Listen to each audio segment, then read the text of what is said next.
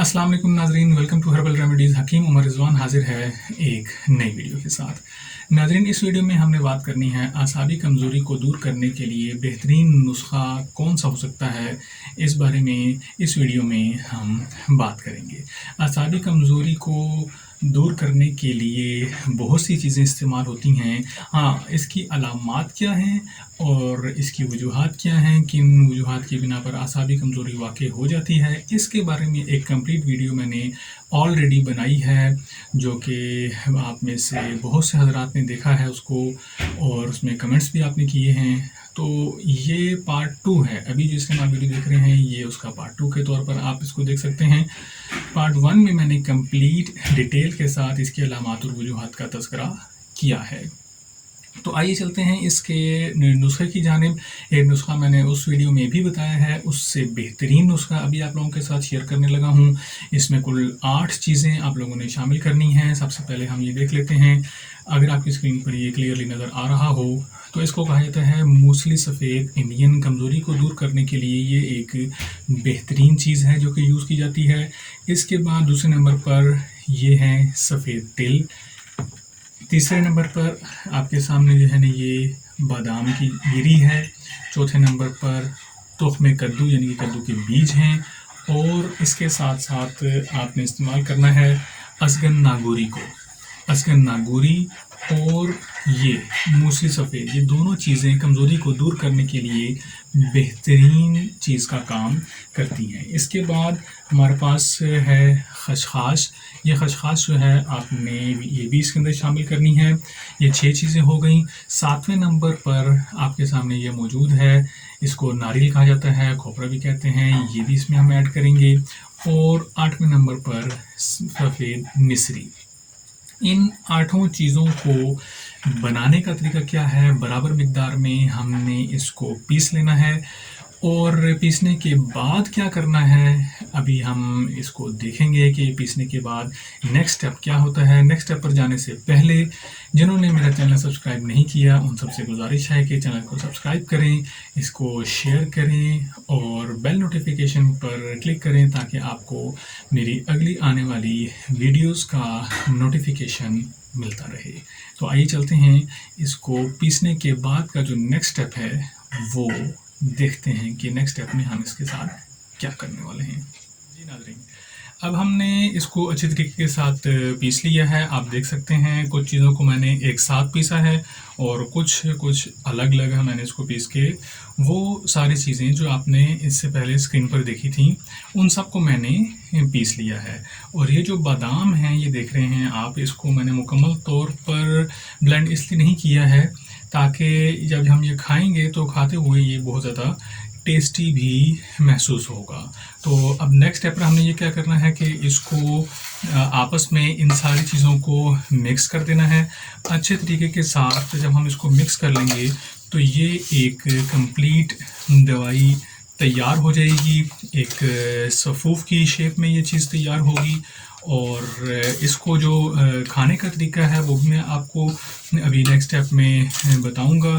फ़िलहाल हमने ये क्या करना है कि इसको अच्छे तरीके के साथ मिक्स कर लेना है। ये आप देख सकते हैं कि इसको मैंने अच्छी तरीके के साथ मिक्स कर दिया है। और मिक्स करने के बाद अब ये मुकम्मल तौर पर तैयार हो चुकी है और खाने के काबिल है। इसका खाने का तरीका सर्दियों और गर्मियों में मुख्तलिफ है, ये याद रखिएगा। कि पहले भी मैंने आपको बताया था कि इसमें अगर हम गर्मियों में यूज़ कर रहे हैं तो इसमें सौंफ भी पीस कर ऐड कर सकते हैं। अगर ना भी ऐड करें तब भी कोई मसला नहीं है।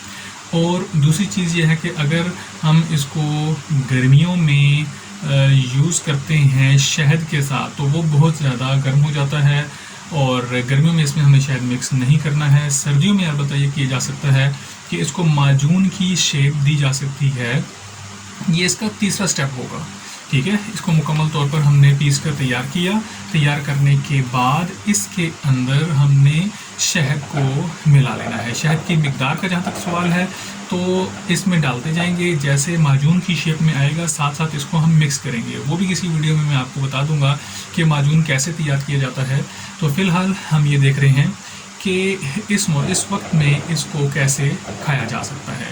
तो खाने का तरीका इसका ये है, जो असाबी कमज़ोरी के जो पेशेंट्स हैं उनके लिए ये है कि 1 चम्मच सुबह और 1 चम्मच शाम को दूध के साथ आपने इसको खाना है। 1 चम्मच सुबह दूध के साथ और 1 चम्मच शाम को दूध के साथ। छोटी चम्मच खाएंगे, अगर फ़र्क महसूस नहीं हो रहा या कम महसूस हो रहा है तो फिर बड़ी चम्मच भी खा सकते हैं, लेकिन 2 टाइम ही खाएंगे, 3 टाइम नहीं खाएंगे।